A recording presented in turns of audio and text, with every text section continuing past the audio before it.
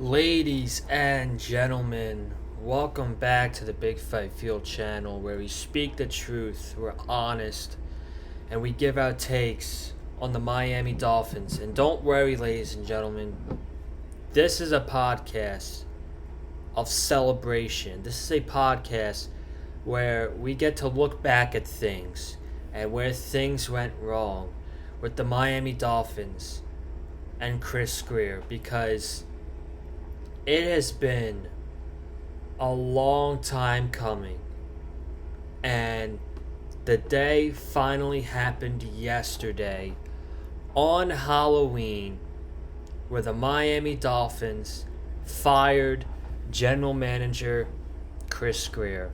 And before we get into anything, if you're watching this, I want you to get yourself a beverage.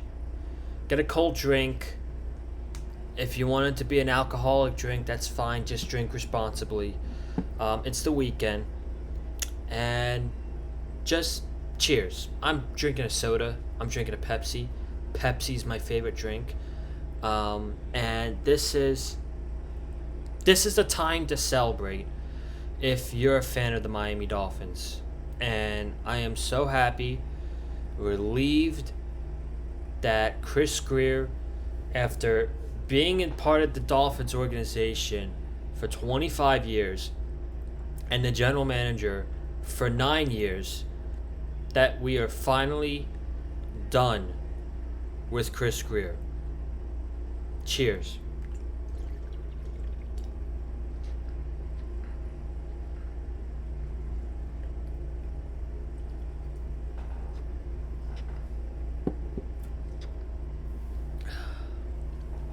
That's good shit right there, man.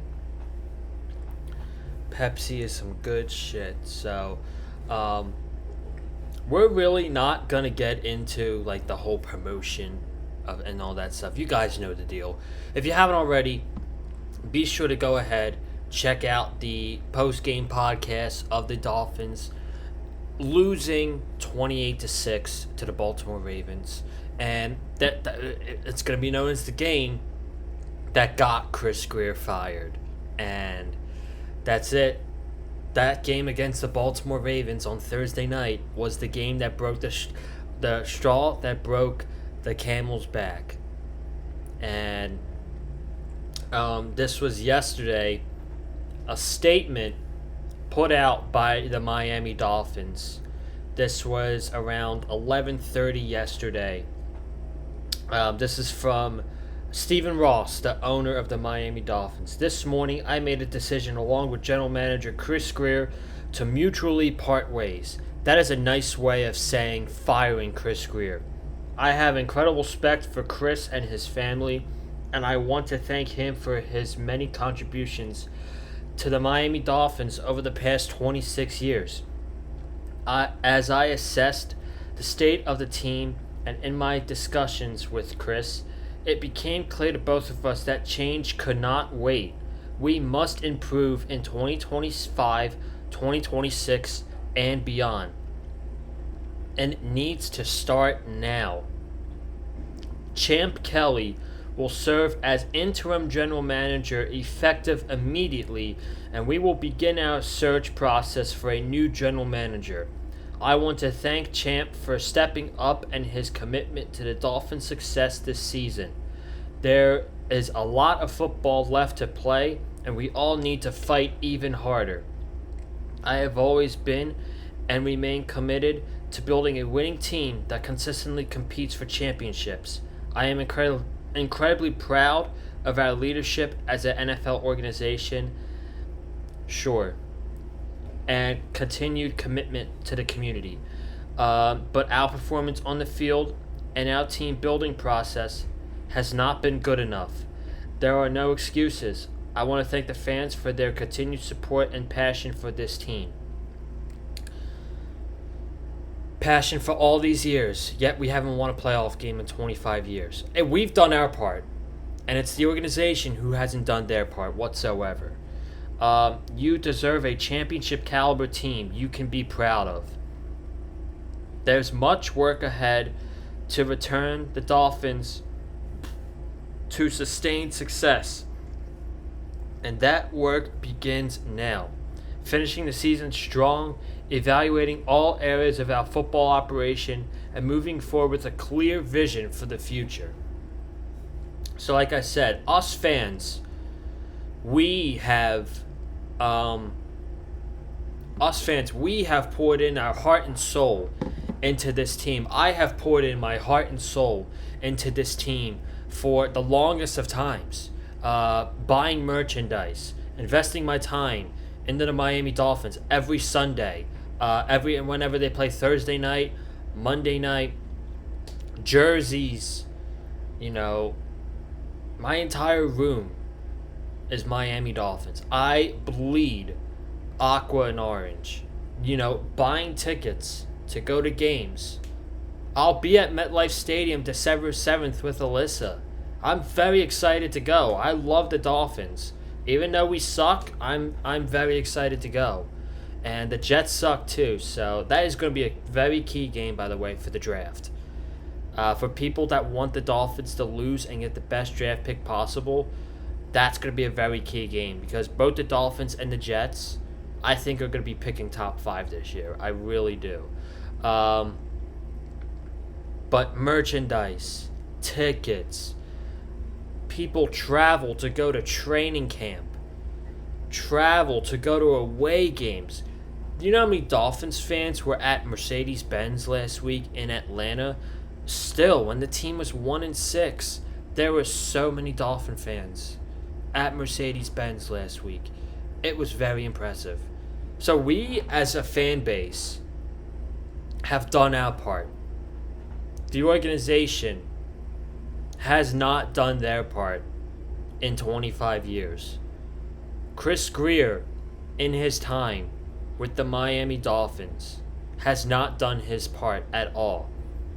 There is so much we can talk about with roster construction and draft picks and contract extensions. We're literally going to talk about all of that. Like, where do I begin, honestly?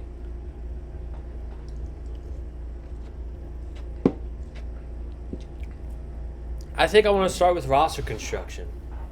So, this year, the roster construction was atrocious. We went into the offseason, not a lot of cap money because we owe Tua guaranteed money, we owe Tyreek Hill guaranteed money, we owe Jalen Waddle guaranteed money. We were paying Jalen Ramsey even though he wanted out of the Dolphins. We still traded Jalen Ramsey away and Jonnu Smith, who had a all-pro year last year, a Pro Bowl year, for Minkah Fitzpatrick. And I thought it was a good deal at the time. I thought at the end of the day that was a good deal. I was just very upset that they let go of Jonnu Smith, knowing how good Jonnu Smith was in this offense last year. But let's talk about this roster construction. How bad it was. We were clamoring all year, all season, how bad this secondary is going to be going into the season. We had a secondary of Kader Kohu being our top guy, and he tore his ACL in training camp. And you had to sign guys off the street to fill starting spots because you have nobody. You're relying on 5th-round rookies like Jason Marshall to start immediately and get in the and get up to speed immediately. Of course he's going to be off to a bad start. You did play Dante Trader Jr. a lot in the beginning, and he was not good. He's gotten a lot better, but the secondary construction, knowing that Jalen Ramsey was going to get traded in the offseason because he had requested a trade, he wanted out of Miami. Him and Mike McDaniel had a really rocky relationship. You did a bad job with the secondary. Atrocious. Rasul Douglas was a nice signing. He's had a awesome year for the Miami Dolphins, but we'll talk about it a little bit later too. I don't know how much longer I don't know if he's gonna be on the team after Tuesday. Because teams are gonna be looking for cornerbacks, and the season's over for the Dolphins. So you might as well get something out of them. But the secondary construction was bad. Before you traded for Minkah Fitzpatrick, you signed 2 backup safeties who you were gonna force to be starters in Ashton Davis and Ifeatu Melifonwu. Really, really bad job there. No depth on the defensive line either. You are relying on rookies alongside Zach Sealer, Jordan Phillips, Kenneth Grant, which we'll get to draft picks later. Absolute bust of a draft pick. He barely played Thursday night. We saw a lot of Benito Jones over Kenneth Grant in the Falcons game and in the game on Thursday night against the Baltimore Ravens. And then the offensive line. And that's the biggest one. The offensive line.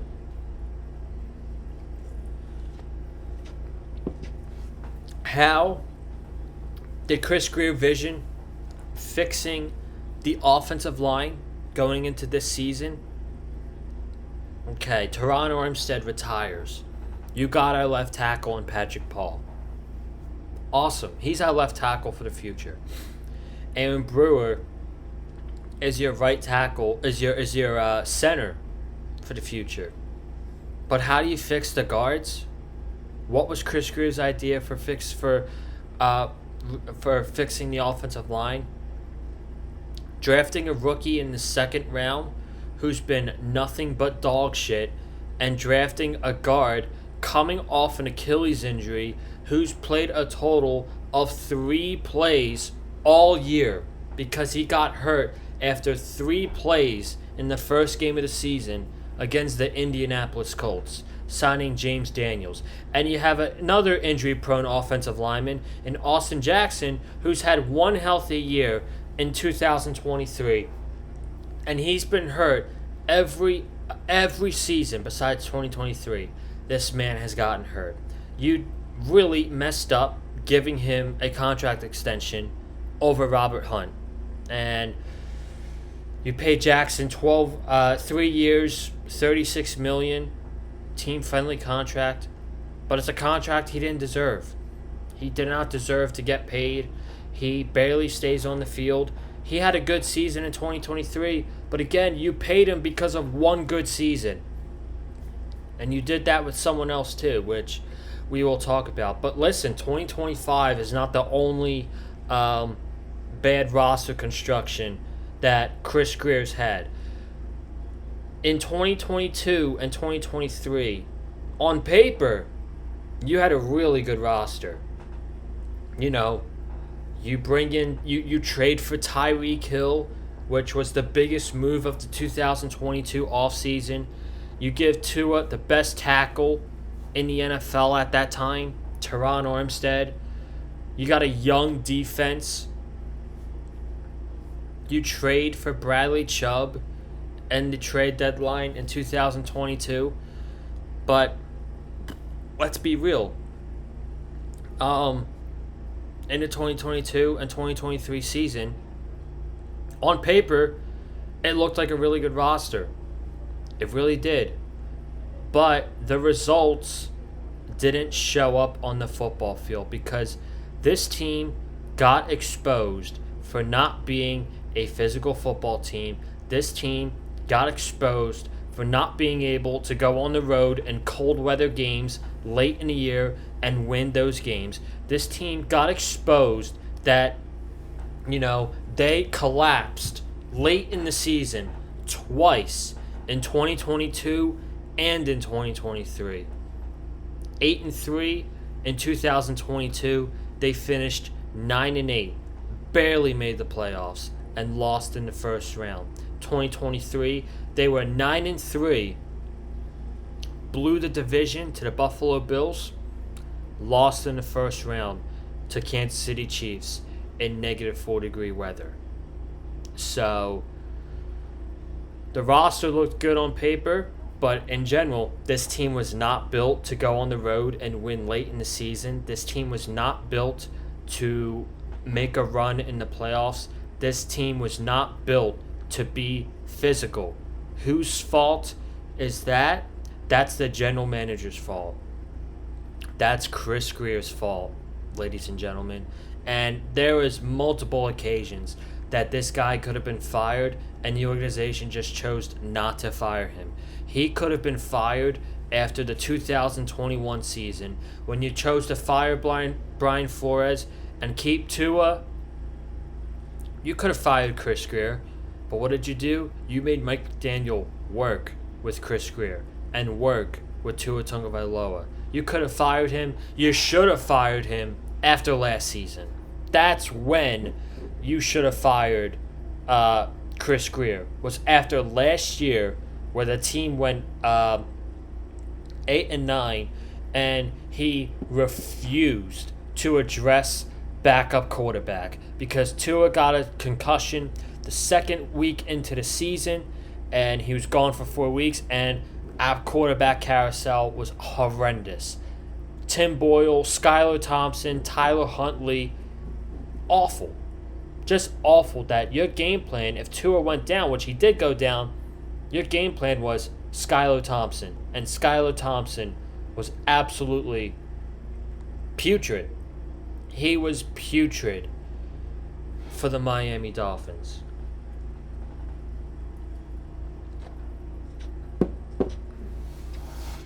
So, backup quarterback, offensive line, defensive line, linebackers for a while, and the secondary, Chris Grier failed to get good quality players for all 5 of those positions. That's really tough. And for the record, I will say this. I don't like,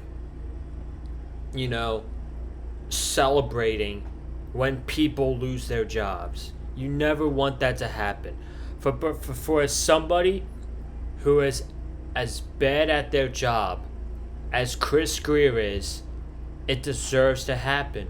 And I'm going to say the same thing when Mike McDaniel gets fired at the end of the season, is that I hate celebrating job firings, but at the end of the day, it needed to happen. Because they're both bad at their jobs. Chris Grier was horrendous. Mike McDaniel is worse. So that's the first one. Bad roster construction by the general manager. What else can we talk about? Oh, I got it. Let's talk about draft picks.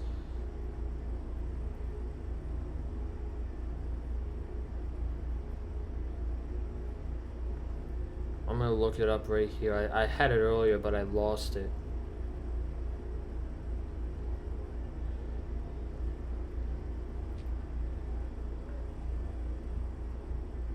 Okay, here we go.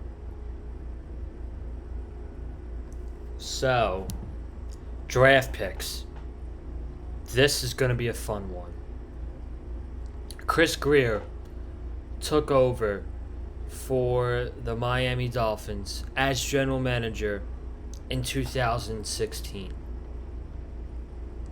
And in that time, he has missed on multiple occasions.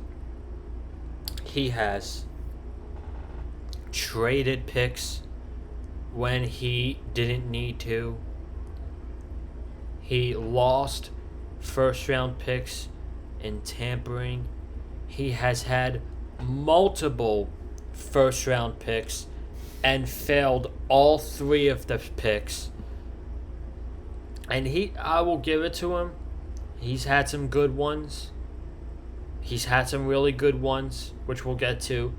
But most of these picks I'm about to read to you has been nothing but bad. It's been bad. So, we'll start at 2016 when he took over. Laramie Tunsil. These are all the players. I'm going first round to how many picks? They had 8 picks in 2016. So 2016, Laramie Tunsil, Xavier Howard, Kenyon Drake, Leonte Coro, Jakeem Grant, Jordan Lucas, Brandon Doughty, and Thomas Duarte. His only good draft pick that year, Xavier Howard. He proved to be an all-pro corner for the Dolphins. He had double-digit interceptions in the 2020 season. He was awesome in the 2021 season. Both those years were with Brian Flores. And Brian Flores got fired, and Xavier Howard was not good in 2022. Neither was he good in 2023. Laramie Tunsil, we all know what happened there. They traded Laramie Tunsil to the Houston Texans. They lost that trade. Not even close. So the only good draft pick Chris Grier had that year was Xavier Howard. How about 2017? He had 7 draft picks. His first round pick, Charles Harris. Then he went Roquan McMillan, Cordera Tankersley, Isaac Azista, Devon Gotcho, Vincent Taylor, and Isaiah Ford. All 7 of those draft picks misses. 2018, he had 8 draft picks. Minka Fitzpatrick, Mike Gesicki, Jerome Baker, Durham Smythe, Kalen Ballage, Carnell Armstrong, Quentin Pauling, and Jason Sanders.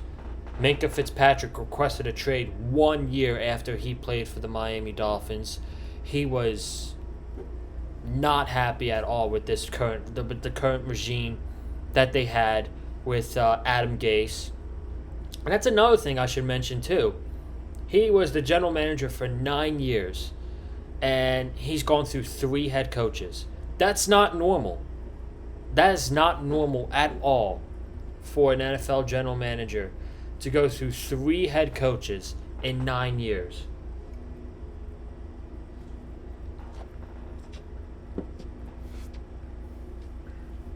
So all those picks in 2018, Mike Gesicki looked good for a while, but didn't pan out. 2019, we had 6 draft picks.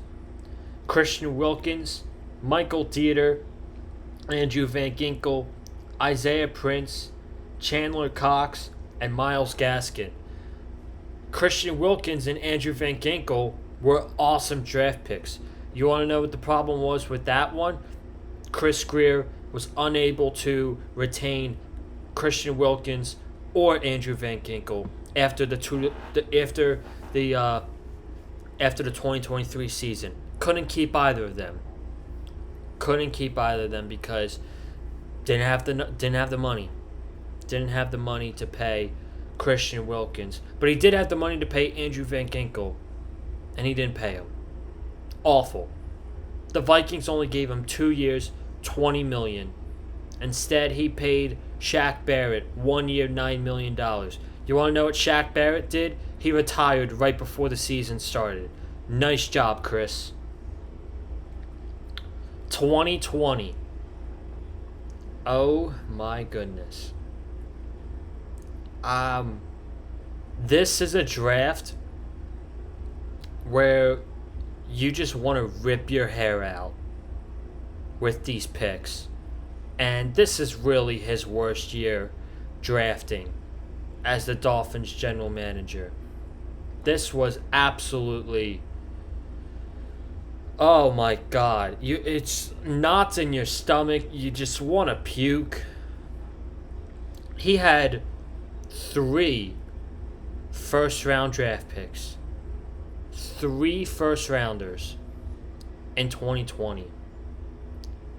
Tua Tagovailoa, Austin Jackson, and Noah Igbenogany. All of those were misses. We were all tanking for Tua in 2019. That was the slogan. We all agreed as a fan base that in 2019, we just wanted to tank for Tua. We tanked for Tua. But at the end of the day, we made the wrong choice drafting Tua Tagovailoa. We could have had Justin Herbert. We could have had the quarterback that our head coach wanted at the time, Jordan Love. And you see what Jalen Hurts has done with the Philadelphia Eagles. He's been to the Super Bowl with them twice. He's won a Super Bowl with the Philadelphia Eagles. And yet, you get all the big five quarterbacks that were drafted in 2020, along with Joe Burrow. Who's the worst one out of the pack? It's not even close. It's Tua Tagovailoa. Austin Jackson, he's hurt every year, so that's a miss. And then Noah Igbenogany, you picked him over Jonathan Taylor, who is the best running back in the NFL today. And Noah Igbenogany was absolute dog shit. And he had one good moment as a Miami Dolphin, and it was the game-sealing interception in 2022 against the Pittsburgh Steelers, the game that I was at, where Tua came back from the concussion.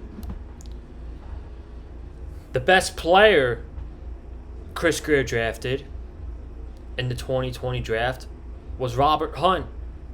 Failed to retain him after the 2023 season. Goes on, signs a 5-year, $100 million contract with the Carolina Panthers. Raekwon Davis. Brandon Jones was another one. Brandon Jones was a good player. Really good safety. Failed to retain him after the 2023 season. Now he is playing the best football of his career with the Denver Broncos. Solomon Kinley, Jason Strawbridge, Curtis Weaver, Blake Ferguson, and Malcolm Perry. 2020 was by far the worst draft class for Chris Grier. And he could have been fired after 2022, by the way. Not 2022, 2020. He couldn't have been fired after that year. They didn't do it. 2021, Jalen Waddle. Wow, that's his second good draft pick in 5 years. Xavier Howard and Jalen Waddle. So that was actually a great draft pick by Chris Grier. Jalen Waddle. Jalen Phillips, first rounder, 18th pick. Looked like it could have been a great draft pick, but I don't know. He just doesn't get sacks. I almost get sacks. I almost sacked Drake May, but then he avoids the pressure and throws a 56-yard bomb downfield.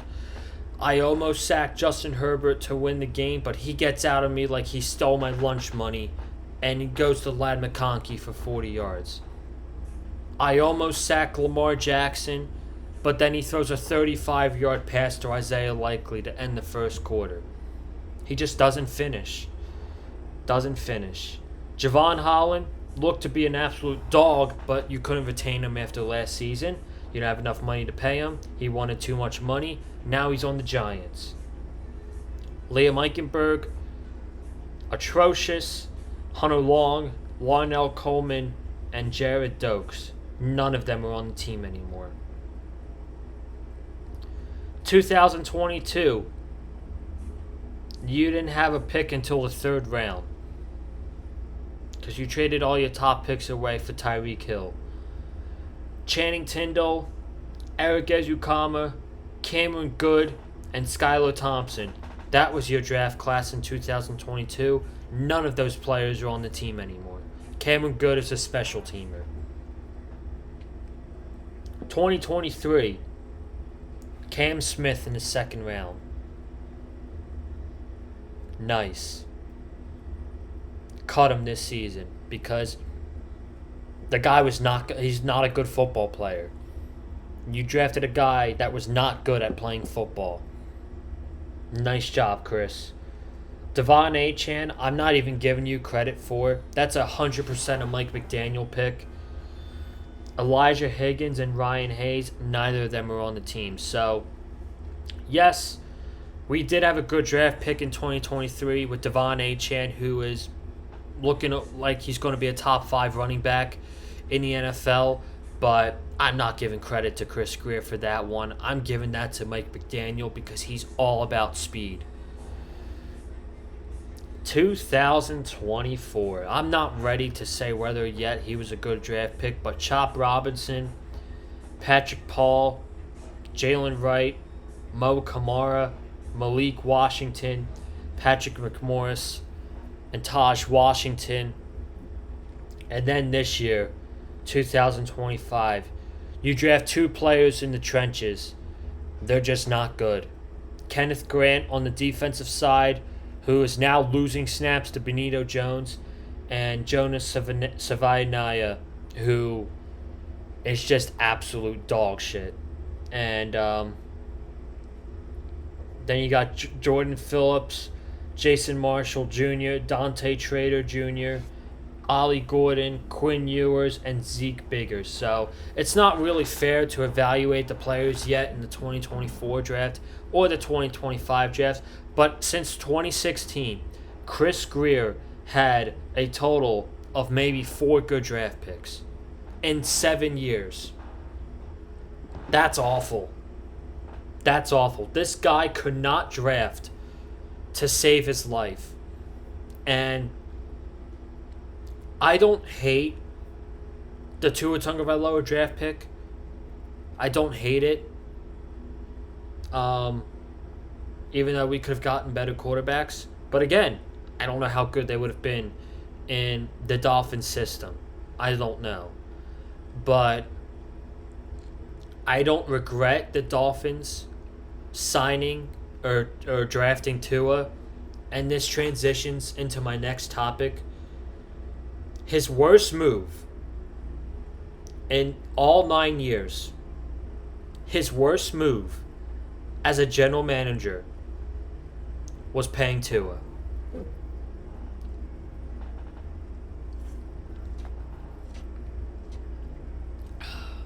I need another sip.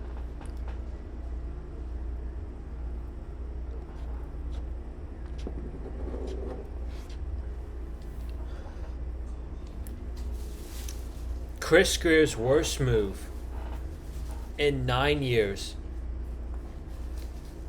was giving the bag to Tua Tagovailoa, a quarterback who did not deserve it. He didn't earn it. And you gave it to him because he stayed healthy for 1 season. After 2023, yeah, he put up the most passing yards. Yeah, he had the most yardage per pass. But when it mattered most, he didn't get the job done. He didn't get the job done against the Baltimore Ravens in the game where you were competing for the 1 seed. He didn't get the job done against the Buffalo Bills. Last game of the regular season in 2023 for the division. Didn't get the job done. And then 2023 in the playoff game, he pooped the bed. He had no intention of playing that game. And yet, you paid him at the end of the year. And he didn't play good against good teams all year. Buffalo, the Eagles, he didn't have a good game. Kansas City in the regular season, he didn't have a good game. The Titans, who were a physical football team, didn't play good against them. I was at that game.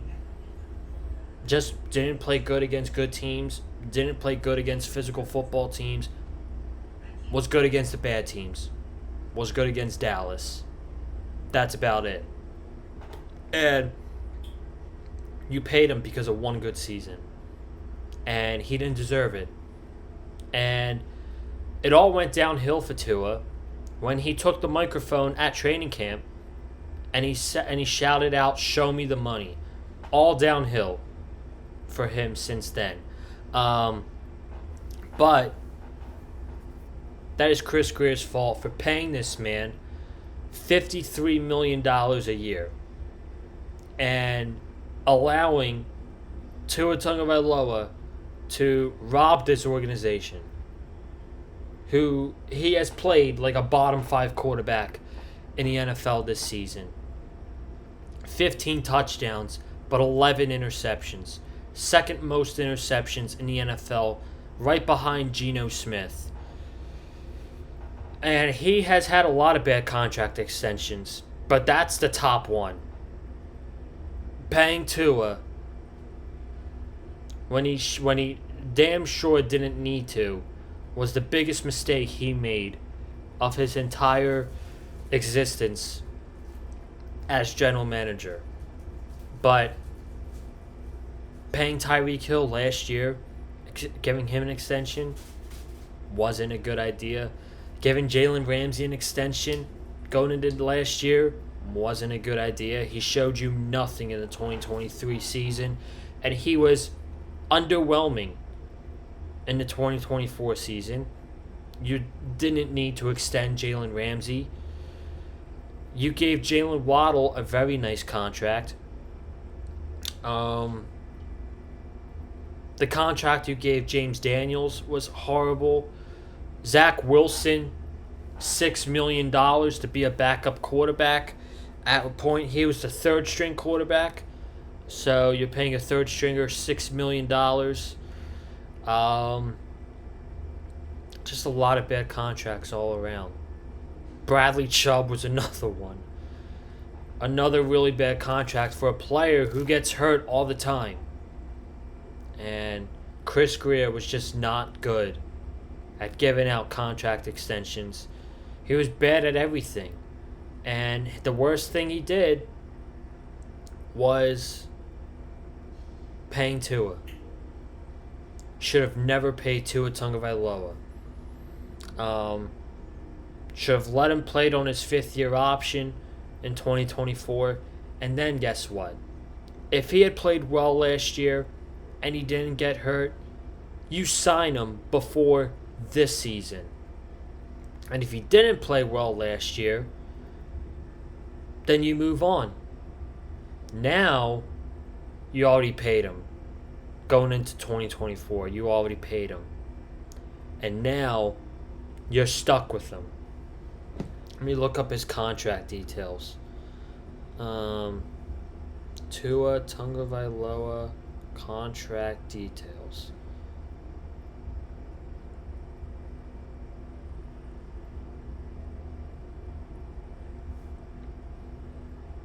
So he signed for 4 years, $212.4 million.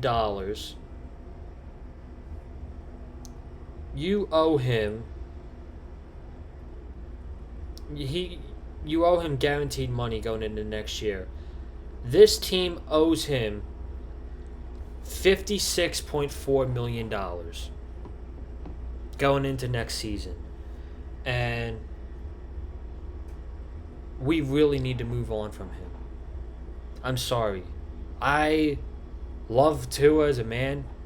He has talked some great things. He was known as Quiet Tua, and then he got known as Salty Tua, and then he played well in 2023, but then he got paid when he shouldn't have gotten paid, and then was hurt all last year with the concussions. And this year, he has really regressed as a quarterback. And I'm over here saying how I'm making myself a fool, saying how he was a top 12 quarterback going into this season, and he's played like a bottom 5 quarterback. And I don't know how they're going to move off him this offseason. I don't know. Mike McDaniel's going to get fired. I don't care about any reports that are coming out on him saying that Stephen Ross has all the faith in the world. Stephen Ross believes in Mike McDaniel. He's going to let him coach for the rest of the year, which, by the way, is really smart. Just let Mike McDaniel coach for the rest of the year, because then if you have an interim coach and he wins about 5 or 6 games, they're going to want him to be the coach for next year, and you can't do that. You just can't do that. So you're 2-7 now. You got 8 games left on the season. It doesn't seem like a lot. Let's just roll the dice. Hopefully we win about 2 more games on the year. We're 4-13. We get a really good draft pick, and then we fire Mike McDaniel at the end of the off season. That's really the direction this team needs to go right now. And I don't care about any reports that are coming out about, again, Ross having faith in Mike McDaniel, because when they hire this new general manager, the new general manager is not going to want Mike McDaniel as the head coach. He's going to want to go out there and he's going to want to get his own head coach in a new system. And for people saying they need to keep Mike McDaniel because he gets the most out of Tua. Tua's a grown-ass man. Tua's an adult. Tua needs to learn how to play, how to operate with another head coach. He's a big boy. He can handle it. So, we are approaching a new era in Miami. No more Chris Grier.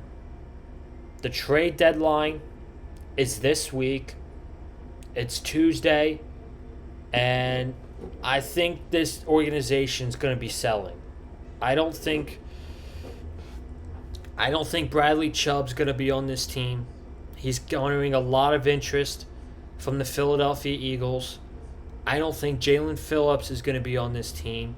He's garnering a lot of interest from the Eagles, the 49ers, Jacksonville, and the Patriots. Minkah Fitzpatrick is getting interest from the Patriots. I don't think Matthew Judon's going to be on this team after Tuesday. And honestly, I wouldn't be shocked if Rasul Douglas isn't on this team after Tuesday. So I think come Tuesday, Bradley Chubb, Jalen Phillips, Matthew Judon, and Minkah Fitzpatrick all not going to be on the Dolphins. If there's one player that I don't think they're going to trade, I don't think they're going to trade Rasul Douglas. But the other 4 players, they are going to trade them. They will trade them. So, that's all I got. That's all I got, man. I think, wow. That might have been the longest podcast I've done all season. And, it's a shame when you look back and like this is the best moment of the Dolphins' 2025 season. That's how you know it's been a bad season. When the best moment in the year has been firing the general manager. But you know what? The time has come, and it was about time. So I'm going to take the weekend, relax, spend some time with my girlfriend, and then if there's any trades that come, I don't think trades are going to happen this weekend because games tomorrow, but if trades come on Monday, Tuesday's the deadline at 4 o'clock, we will be making videos here for sure, and I'm expecting to be making some videos about some players getting traded. So thank you guys so much for tuning in. Subscribe to the Big Fight Field channel. I will be vlogging at that Dolphins game at MetLife Stadium on December 7th. It's been a bad season, but I like to get to at least one Dolphins game a year, and this is the game I'm going to this year. December 7th with Alyssa at MetLife Stadium against the Jets. We will be vlogging there 100%. Comment down below your thoughts on the firing of general manager Chris Grier. Listen, I have looked on Twitter immediately when he got fired, and I have never seen this Dolphins fan base agree on something, all collectively agree on something as we have on firing Chris Grier. We all agree that this was the right move, and it 1,000% was. So comment, like the podcast, follow me on Twitter, Conlon_Joseph, and TikTok as well. And I will see you guys with new videos. And then next weekend we have the Buffalo Bills coming into town. So we'll get ready for that game. All right? Take care of yourselves. Have a great weekend. Peace.